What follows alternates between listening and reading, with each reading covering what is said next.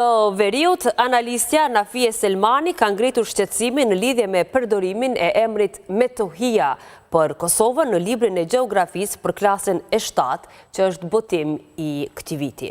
Në një reagim publik, ajo ka pyetur kryeministrin në detyrë të Kosovës Albin Kurti nëse pajtohet që Kosova të quhet kështu, duke e cilësuar këtë përdorim si një shkelje të identitetit kombëtar. Ajo gjithashtu ka akuzuar partnerët e koalicionit qeverisës në Vlen për mosveprim në këtë çështje, duke theksuar se ata nuk po mbrojnë gjë më elementare të identitetit kombëtar të Kosovës.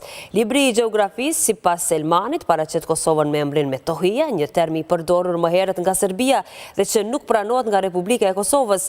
Reagimi i saj vjen ndërkohë që publiku dhe ekspertët politik po kërkojnë sqarime nga autoritetet kosovare dhe institucionet përkatëse në Maqedoninë e Veriut.